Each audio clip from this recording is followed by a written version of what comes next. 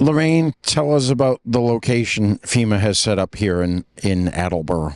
Thanks again for the opportunity. Right now, we're in the Bristol Community College. Here's a disaster recovery center. This disaster recovery center is open from Monday to Saturday from 9 a.m. to 7 p.m.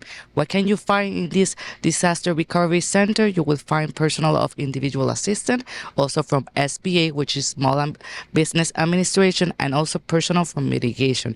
The residents that got affected related to the storms that occurred last year in September 11 to September 13, they can come here. We're talking about Bristol and also Worcester counties. They can come here so they can get registered.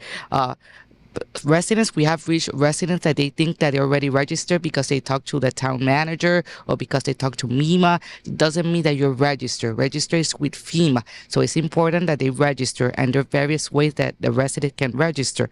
First, they can visit the DRC that we have it here, as I mentioned, Monday to Saturday from 9 a.m. to 7 p.m. Also, they can call the FEMA helpline, which the number is 1-800-621-3362.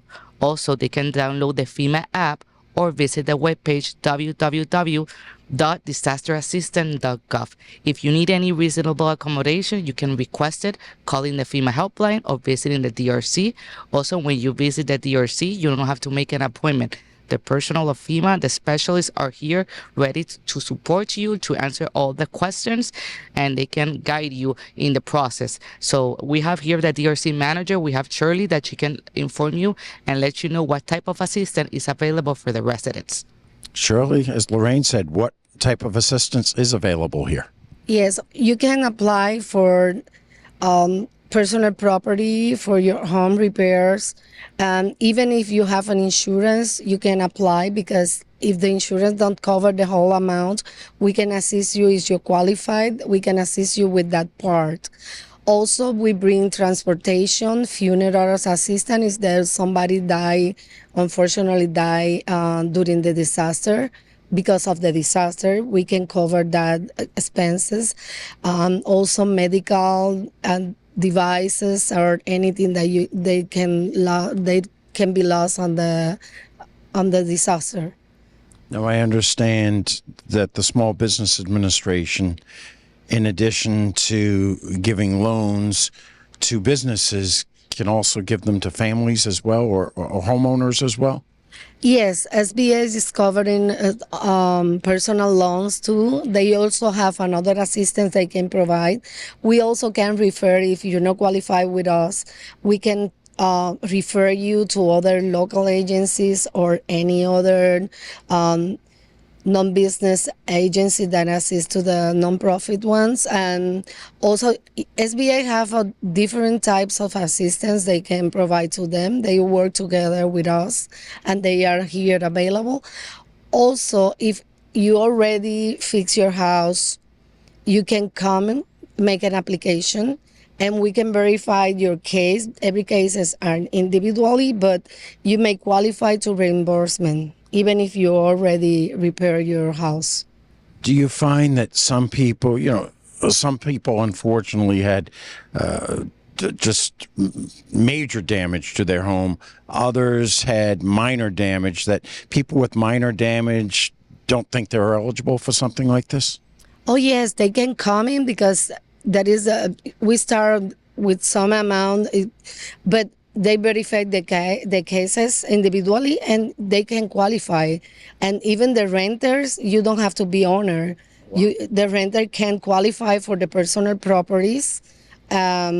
Also, if you live you're coming from another state and you was staying in the places that was flooding and your car have any damage, you can make a registration and you may qualify for the damage of that vehicle.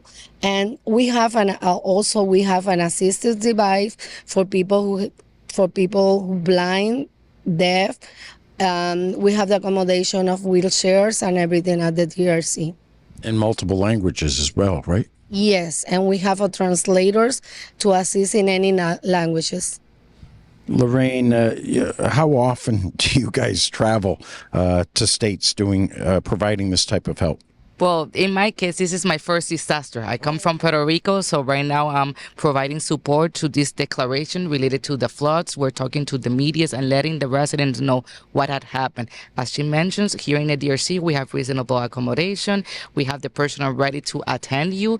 Any question that you have, you will receive those answered. Something important that I want to mention is that if you receive, for example, the confirmation number when you register, it's important that you pay attention when the inspector communicate with you.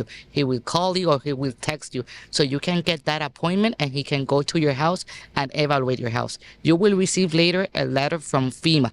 And if you have any question related to that letter, you can come here because there can be something that is missing. For example, any documentation. When you come here, and for example, the DRC manager, the FEMA specialist from IA are here, they will ask you your name, your direction. They will ask you also your number of the bank account in case you want a direct deposit, what type of damage you have, also the insurance number, which is really also really important.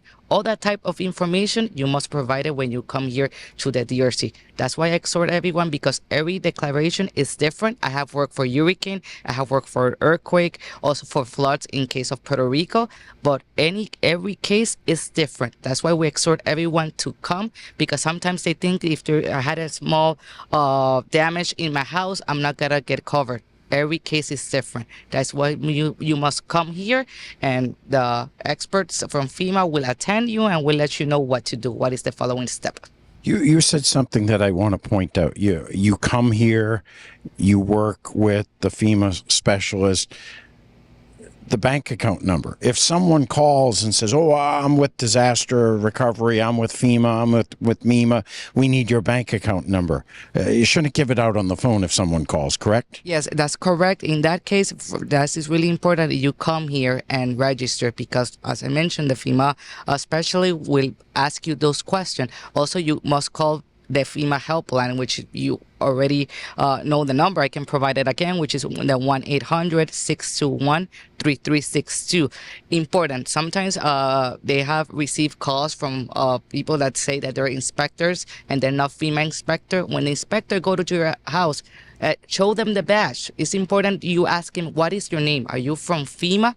Also, we have the team of disaster survival assistants that right now in the different communities, they have their badge. They're going door by door, knocking and giving those flyers. If you're not there, they will leave that flyer. And also, if you're there and you haven't registered, you can register with them. They have a tablet, and then with that information, they can upload it, and you're already registered. And if you need to bring any documentation, it's important that you come here, or you can upload it by the webpage or also the FEMA app.